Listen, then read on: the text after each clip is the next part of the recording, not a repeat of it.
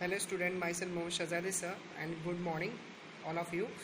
Today once again we started for your subject microeconomics for class 11 commerce and this is lecture number 3 for chapter 2 and today we discuss about for this chapter importance functions and limitation also. तो आज हम लोग जो बात करने वाले इस lecture में लेक्चर नंबर 3 में जिसमें हम लोग बात करने वाले इंपॉर्टेंस के बारे में, फंक्शंस के बारे में और लिमिटेशन के बारे में, स्टैटिस्टिक्स के। तो यहाँ पे importance of statistics in economics we shall discuss briefly the importance of statistics in the following major areas. हम लोग जो डिस्कस करेंगे तो जो है स्टैटिक्स के इंपॉर्टेंस के बारे में वो इकोनॉमिक्स वे में वो 4 मेजर एरियाज हैं।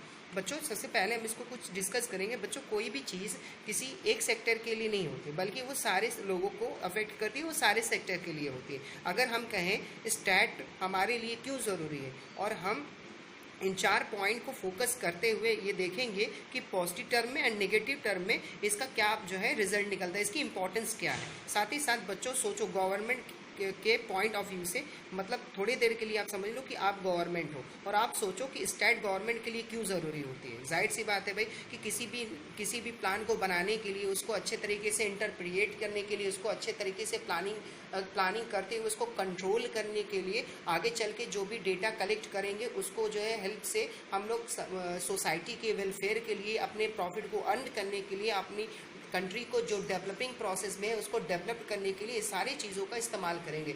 स्टैटिक्स का मतलब एक समझ सकते हैं कि जिस आपको समझने के लिए मैं एक वर्ड मेरी तरफ से कि जिस चीज़ को अगर आप नंबरों में एक्सप्रेस कर सकते हैं वो आपके लिए स्टैटिस्टिक्स है। ठीक है ना। जैसे आपसे पूछा जाए ये बताओ कि इंडिया की पॉपुलेशन कितनी है, तो आप कहेंगे सर बहुत है। ऐसा कभी कहा होते हैं? या सर जो है हमने पूछा ये बताओ कि जो है नेपाल की पॉपुलेशन कितनी है, तो कहेंगे सर आप जो है सर बहुत कम है। तो क्या है ये बहुत और बहुत का मतलब क्या हुआ, मतलब मैक्सिमम और मिनिमम का में कुछ ये पता चल रहा है कि कितने हैं। तो जब तक आप उस किसी भी डिटेल को नंबरों में एक्सप्रेस नहीं कर सकते तब तक आप उसके बारे में आपकी नॉलेज क्या है, अनसेटिस्फाइड है।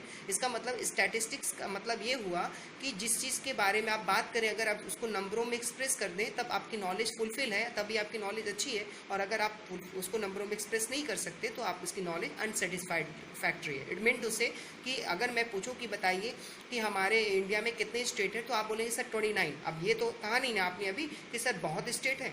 आपकी उत्तर प्रदेश की पॉपुलेशन कितनी है, तो नियर अबाउट आपने बताया सर 17 से 18 करोड़ लोग हैं।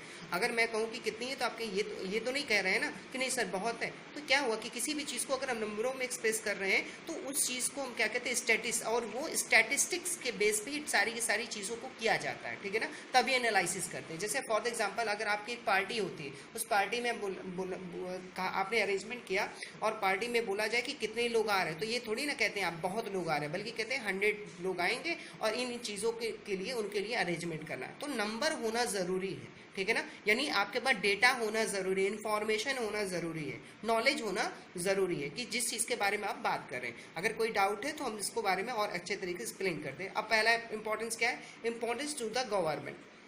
The government has required much greater information in form of numerical figure to fulfill welfare। हमने बताया अभी आपको कि गवर्नमेंट जो भी डिटेल को कलेक्ट करती है, जो भी इंफॉर्मेशन कलेक्ट करेगी वो फैक्ट एंड फिगर में करेगी, वो भी नंबरों के वे में। क्योंकि अगर पता जब तक नहीं रहेगा कि कितनी पॉपुलेशन है कितनी पॉपुलेशन नहीं है तो उसके हिसाब से ही ना वो वेलफेयर के लिए बात करेगी। जैसे फॉर एग्जाम्पल प्रेजेंट टाइम सबसे बड़ा दिक्कत जो है आया हुआ है वो क्या, कोरोना वायरस। अब ये क्या है कि कोरोना वायरस अप्रैल मंथ में और मार्च मंथ में इतना फैला हुआ नहीं था, जिसकी वजह से मतलब फैलना स्टार्ट किया। और फिर जिसकी वजह से क्या हुआ कि गवर्नमेंट ने ये सोचा कि देखा जाए कि ऑल ओवर वर्ल्ड हमारी जो है कोरोना वायरस के मरीजों की संख्या ऑल ओवर वर्ल्ड में कितनी है। तो रैंकिंग हुई तो हम जो है करीब मार्च के मंथ में हम जो है 102 पोजीशन पे थे। यानी हमारी जो है कोरोना वायरस में जो पेशेंट्स जो इन्वॉल्व थे उनमें रैंकिंग दी गई तो चाइना टॉप पे आता था, फिर इसके बाद इटली आता था, फिर आता था ईरान, फिर आता था अमेरिका। मगर आज क्या पोजीशन है, आज ये, और हम उसके बाद हम उस रैंकिंग में कब आते थे, मार्च में 102 पे। और अब जो है वो उस वक्त की जो मार्च की डेटा मैंने कलेक्ट किया हुआ था उस वक्त अप्रॉक्सीमेट 582% लोग, ठीक है ना, उसमें क्या थे, इन्वॉल्व थे। मतलब कि जो है उस कोरोना वायरस की वजह से क्या थे, इन्फेक्टेड थे। मगर अब जब मैं एनालिसिस कर रहा हूँ 5 मई को, तो लगभग 35,000% लोग इससे क्या है, इफेक्टेड है। मतलब कितना ज़्यादा परसेंटेज ग्रोथ हुआ, ठीक है ना। तो ये कैसे पता चला, ये मैंने सभी के जा कर के पूरे ऑल ओवर वर्ल्ड में, गांव में, शहर में, कस्बों में, गली में और स्ट्रीट में, मकानों में मैंने सर्च किया इंडिविजुअली। तब मुझे पता चला कि मेरी जो पॉपुलेशन बेस्ड है वो जो है कितने पॉपुलेशन इस इफेक्टेड वायरस से इन्वॉल्व है उसमें। तो ये क्या है, ये डेटा बेस है। जब तक आप किसी चीज़ को नंबरों में एक्सप्रेस नहीं कर सकते तब तक आप उसके बारे में नहीं जान सकते। तो एज ए गवर्नमेंट मैंने समझ में आ गया कि किसी भी चीज़ के लिए मुझे डेटा जानना, मेरे पास इंफॉर्मेशन होनी चाहिए कितने लोग इससे इफेक्टेड हैं। अब जब मुझे पता चल गया कितने लोग इफेक्टेड हैं, तो मैं उनके लिए क्या तैयार करने लगा, वैक्सीन तैयार करने लगा। नए नए जो है मैंने तुरंत कहा कि जितने लोग जो है अभी भी बचे हुए हैं इस संक्रमित चीज़ों से, मतलब कोरोना वायरस की वजह से, आप क्या करें, आप सैनिटाइज़र, ग्लव्स, मास्क वगैरह का यूज़ करें जिससे आप ज़्यादा से ज़्यादा बच सकें, ठीक है। तो जब तक ये जो डेटा मेरे पास नहीं आता कि इतने लोग जो है इससे इफेक्टेड हैं, अगर नहीं आता तो हम क्या उसको हम आपके सामने एक्सप्रेस कर पाते। तो मेन इंपॉर्टेंस इसका क्या होता है गवर्नमेंट के लिए, ये भी होता है कि हमारे पास वो इन्फॉर्मेशन हो। सेकेंड है हमारा इकोनॉमिक्स। अब ये क्या पे आ गया भाई, आइए, formulation of economic laws. It help in understanding and solving an economic problem useful to study behavior of different economy. अब क्या है, इकोनॉमी के लिए स्टेट क्यों ज़रूरी है, थोड़ा समझिए, ठीक है ना। पूरी इकोनॉमी के लिए स्टेट क्यों ज़रूरी है।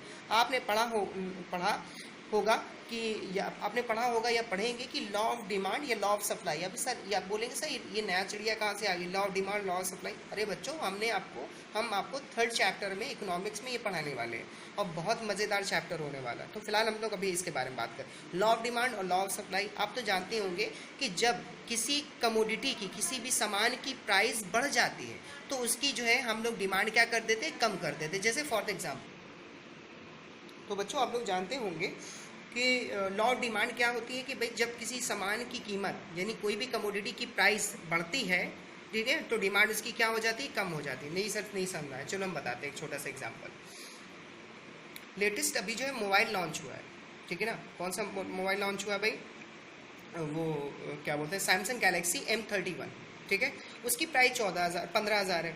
लोगों ने कहा कि लो भाई जो है हम जो 15,000 रुपये में मैं जो इस मोबाइल को ख़रीदना स्टार्ट करता हूँ। जैसे ही उन्होंने शुरू किया खरीदना ही, जैसे ही बिकने के लिए प्रोसेस चालू हुआ था, तब से गवर्नमेंट ने कहा कि उस पर GST अब 12% नहीं लगेगी बल्कि 18% लगेगी। यानी जो मोबाइल 15,000 का मिलने वाला था मिलेगा 17,000 में। तो प्राइस बढ़ने पर उसकी डिमांड तुरंत क्या हो जाएगी, कम हो जाएगी। ओके स्टूडेंट, तो ये क्या इफेक्टेड करता है, ये जो है हमारा इफेक्ट करता है इकोनॉमिक्स को। इसका मतलब ये हुआ कि इसमें इकोनॉमिक को स्टैटिस्टिक वे में बताया गया है कि जैसे प्राइस बढ़ने पर डिमांड कम होगा और प्राइस के कम होने पर डिमांड हमारी क्या हो जाएगी, बढ़ जाएगी, ठीक है। ये लॉ बताता है कि 5 रुपीज़ प्राइस इंक्रीज होने पर डिमांड 20% डिक्रीज कर जाता है, कम हो जाता है, ठीक है। ये कैसे निकाला जाएगा, स्टैटिस्टिकल फार्मूले के वजह से। ये फार्मूला क्या है भाई, चलिए बताते हैं आपको। फार्मूला है इसका EP, फार्मूला है इसका student EP equal to delta Q upon delta P, यानी कि elasticity of price equal to change in quantity upon change in price. इसका एक और फार्मूला हम बता सकते हैं, percentage change in quantity demand and percentage change in price. यानी प्राइस के बढ़ने पर कितना परसेंटेज क्वांटिटी में चेंजिंग आई, वो किसके बेस पे हुआ, वो सारी किसके बेस पे जानकारी मिली, वो नंबरों के बेस पे। और वही उसी को हम लोग क्या कहते हैं, इकोनॉमिक बेस पे, कि डिमांड बढ़ने पे प्राइस कितनी हो गई, कितनी कम हो गई। जैसे फिर से बताते एक बार, ओके फाइन। सैनिटाइज़र पहले मिलता था 50 रुपये बॉटल, ठीक है, ठीक। अब क्या हुआ कि जो है जैसे ही कोरोना वायरस आया उसी तरीके से लोग जो है, पहले तो वो जो है सैनिटाइज़र के लोग इस्तेमाल नहीं करते थे। जैसे ही उन्होंने देखा कि बॉटल जो थी 50 रुपये की, उन्होंने जैसे ही डिमांड उसकी मतलब प्राइस उसकी बढ़ा दी, उससे डिमांड क्या हो जाएगी, कम हो जाएगी। फॉर एग्जांपल एक और ले सकते हैं हम लोग अच्छे तरीके से कि कपड़े, अभी सीज़न आ रहा है त्यौहार का, तो अब क्या है किसी के पास पैसे है नहीं, तो अब जो है अगर पैसे होते तो उस कपड़े की प्राइस क्या हो जाती, बढ़ जाती, ठीक है ना। मगर यहाँ पैसा ना होने की वजह से हमारी जो है डिमांड क्या हो जा रही है, कम हो जा रही है। तो ये क्या है, इकोनॉमिक्स बेस पे बात होगी। फिर हमारा है इकोनॉमिक प्लानिंग। अब इसको समझ लो, there is a need for figure and statistical planning method assess the amount of various reason. अब ये क्या है भाई बच्चों, ये बताओ जो फॉरेन ट्रेड पॉलिसी बनाई जाती है 5 सालों के लिए, जैसे 1 अप्रैल 2015 से भी स्टार्ट हुआ था, 31 मार्च 2020 को ये ख़त्म हो जाएगा, तक ख़त्म हो चुका है। अब जो है वो चालू हो गया है 1 अप्रैल 2020 से फिर आगे 5 सालों के लिए। तो फॉरेन ट्रेड पॉलिसी क्या थी और फिर नई पॉलिसी बनाई, तो उसे कैसे फॉर्मुलेट किया जाएगा, और अगर उसको जो फॉर्मुलेट किया जाएगा तो हम किस तरीके से करेंगे। फॉर एग्जांपल आप समझ लो कि आप फाइनेंस मिनिस्टर हो और प्रेजेंट टाइम की सिचुएशन को देखते हुए आपको क्या बनाना है, बजट बनाना है। तो जब बजट बनाओगे तो किसके बेस पे बनाओगे, प्रीवियस रिकॉर्ड के बेस पे। और प्रीवियस रिकॉर्ड जो भी था वो किस में था, नंबरों में था। ऐसा तो नहीं कि हमने जो है गरीबों को जो है घर बांटा, बल्कि बहुत बांटा, या मैंने गरीबों को के लिए खाना दिया, बहुत ज़्यादा खाना दिया। अब कितना दिया नंबरों में तो पता होना चाहिए ना। तो वो क्या है, हम लोग इकोनॉमिक प्लानिंग करने के लिए भी स्टैटिक्स हमारे लिए क्या होती है, बहुत ही ज़्यादा इंपॉर्टेंस होती है। And fourth one, business. आइए भाई इसको भी समझते हैं हम लोग अच्छे से। बिजनेस क्या है, इस्टेब्लिशमेंट ऑफ बिजनेस यूनिट्स, ठीक है ना। माना कि एक इंटरप्राइजेज, मैं एक इंटरप्राइजेज हूँ जो बिजनेस करता है। अभी कोरोना वायरस की वजह से जो हमें प्रोडक्शन करता था मैं सैनिटाइज़र का 1000 लीटर का, अब जो कोरोना वायरस की वजह से इसकी डिमांड पड़ने पे मैं जो बिजनेस मैं कितने का प्रोडक्शन करूँगा, 10,000 लीटर का, ठीक है ना। सैनिटाइज़र को मैं जो बनाऊंगा और दिन रात मेहनत करके बनाऊंगा, ठीक है ना। तो ये क्या है ये, और दिन रात मेहनत करके सप्लाई करूंगा। ये कैसे पता चला, मुझे पूरा एनालिसिस हुआ कि पूरे ऑल ओवर वर्ल्ड में इतने लोग इन्फेक्टेड हैं, इतने लोग इंडिया में इन्फेक्टेड हैं, इतने लोगों के पास जो है सैनिटाइज़र प्रोवाइडेड है, इतने लोगों को प्रोवाइड करना है। तो ये भी बिजनेस के पॉइंट ऑफ से ये जो डिटेल आपके पास जब तक होगी नहीं नंबरों में, तब तक आप जो चीज़ों को नहीं कर सकते। जैसे आप 10th पास आउट हुए, अगर पापा ने पूछा ये बताओ बच्चों कि ये बताओ बेटा कि तुम जो है 10th क्लास में कितने परसेंटेज से पास हुए, तो आप ये थोड़ी ना कहते पापा हम तो बहुत अच्छे परसेंटेज से पास हुए या बहुत ही ख़राब परसेंटेज से पास हुए, ये थोड़ी ना कहते हो। बल्कि ये कहते हैं सर पापा 70%, 75%, 80%, 90%, 95% नंबरों में एक्सप्रेस कर रहे हो ना।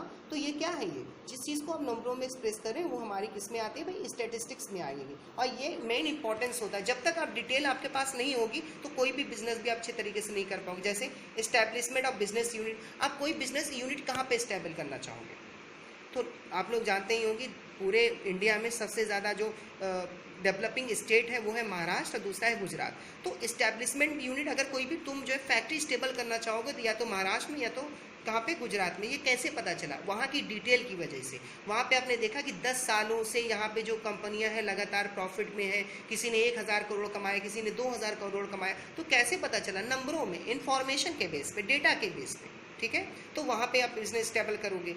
For establishment of demand of product, आप देखोगे कि अभी डिमांड कितनी है और आने वाले दिनों में डिमांड कितनी हो सकती है किसी भी प्रोडक्ट की। फॉर प्रोडक्शन प्लानिंग, आप प्लानिंग करोगे किस तरीके से हम प्रोडक्शन करें, सामान को कितना ज़्यादा बनाएं। फॉर मेकिंग क्वालिटी, हम उसकी क्वालिटी को मेकिंग करेंगे, अच्छी तरीके से क्वालिटी बनाएंगे। Control formulating market strategies, account writing and auditing. Okay student, तो ये 4 मेन पॉइंट्स हैं। अब जो हम लोग बात करते हैं फंक्शन ऑफ स्टैटिस्टिक्स की, ठीक है, बारे में। किसके बारे में, फंक्शंस ऑफ स्टैटिस्टिक्स के बारे में। अब अगर आपने ये 4 पॉइंट समझ लिए तो ये फंक्शन तो मतलब चुटकियों का काम है, आराम से समझेंगे। चलिए भाई, functions. Statistics perform many function useful to human beings. The broad functions performed by statistics are discussed as under। तो जब हम लोग इसको बात करने वाले स्टैटिक्स के बारे में तो बहुत ही ज़्यादा ब्रीफली तरीके से, पहला यहाँ पे टू सिंप्लीफाई कॉम्प्लेक्स फैक्ट, हमें यहाँ पे किसी भी फैक्ट एंड फिगर को समझने में बहुत ही सिंप्लीफाई पोजीशन मिलती है, ठीक है ना। बहुत आसानी से इस चीज़ को हम लोग क्या कर सकते हैं, सिंप्लीफाई कर सकते हैं। जैसे सबसे पहले बहुत सारे फैक्ट को सिंप्लीफाई करने के लिए कन्वर्ट कर देते हैं। जैसे मान लीजिए हरियाणा हुआ, बिहार हो गया, यूपी हो गया, तो इस सारे अगर मान लीजिए कि एक स्टेट में कितने केसेस आए, दूसरे स्टेट में केसेस आए, तो केसेस कितने आए, तो ये सभी अलग अलग है, वो इंडिविजुअल। अगर सभी को मिला दें और पूरे ऑल वर्ल्ड इंडिया में कितने केसेस हुए तो उसको क्या कहते हैं, टू सिंप्लीफाई कॉम्प्लेक्स फैक्ट। वो सब मिला करके जो मेरा कॉम्प्लेक्स फैक्ट आया कि एग्जैक्टली कितने लोग जो है कोरोना वायरस की वजह से संक्रमित हैं। दूसरा है to present fact in defined form. अब हम लोग प्रेजेंट करेंगे डिफाइंड फॉर्म में कि उसको किस तरीके से हम लोग लोगों के सामने डिफाइन करेंगे। बहुत सारे डेटा को छोटे फॉर्म में कन्वर्ट करेंगे, फिर उसको कन्वर्ट करके हम लोग डिटेल को छोटे छोटे टुकड़ों में बटोर करके एक जगह पे किसी एक के सामने क्या करेंगे, उसको प्रेजेंट करेंगे। तो इसके फंक्शंस हैं। फिर इसके बाद to make comparison of fact, हम लोग कंपेरिजन करेंगे कि मार्च के प्रेजेंट टाइम मई में हमारे जो है कोरोना वायरस के मरीजों की संख्या कितनी है और चाइना में कितनी है, अमेरिका में कितनी है। तो जब तक हम डेटा हमें नहीं मिलेगा नंबरों में, तब तक हम कंपेयर कर पाएंगे, नहीं कर पाएंगे। दूसरा है to facilitate and policy formation, फिर हम लोग क्या करेंगे, उसके बारे में हम लोग पॉलिसी बनाएंगे, किसको क्या किस तरीके से हम स्ट्रेटजीज क्रिएट करें कि हर लोगों को जो है कोरोना वायरस से बचाया जा सके, लोगों को जो है अच्छे से अच्छे जो है वो क्या बोलते हैं मेडिकल फैसिलिटी प्रोवाइड की जा सके। तो ये सब क्या है, ये पॉलिसीज़ बनाई गई है, और वो भी किसके बेस पे, इन्फॉर्मेशन के बेस पे। फिर आइए टू हेल्प इन फॉरकास्टिंग, हम लोग पहले क्या पोजीशन थी कोरोना वायरस की और आने वाले दिनों में क्या पोजीशन होगी, जिसको देखते हुए हम रेडी हो जाएं कि कैसे इससे बच सके। ठीक है ना। तो जैसे मान लीजिए आपने सुना होगा फॉरकास्टिंग में कि हवा की रफ्तार जो है 15 किलोमीटर प्रति घंटे की रफ्तार से, और तूफान आया तो 25 किलोमीटर 45 किलोमीटर प्रति घंटे की रफ्तार से हो गया। तो फॉरकास्टिंग करने में मतलब आसानी से किसी भी डिटेल को निकाल करके आने वाले फ्यूचर के लिए हम पहले से ही क्या कर सकते हैं, प्रिपेयर हो सकते हैं। Formulate and testing of hypothesis, data के बेस पर फार्मूला करना, उसे टेस्ट करना बहुत जो है आपके लिए क्या होता है, इंपॉर्टेंट होता है। टू एक्सचेंज इंडिविजुअल नॉलेज, और इन लार्जेस्ट इंडिविजुअल नॉलेज, सारे ग्रुप ऑफ नॉलेज को एक सिंपल फॉर्म में रखते हैं। जैसे जितने भी डिटेल हैं, हम किसी भी डिटेल को ऐसा नहीं पढ़ा चढ़ा के रखेंगे, जो भी डिटेल मिलेगा उसको सिंपली वे में हम उसको सबके सामने क्या करेंगे बेटा, एक्सप्रेस करेंगे। ठीक है। तो आज हम लोगों ने, अब वीडियो थोड़ी लॉन्ग हो जाएगी इसलिए सिर्फ इतना ही। तो आज हमने इंपॉर्टेंस डिस्कस किया और फंक्शन, आगे बात करेंगे हम लोग लिमिटेशन के बारे में।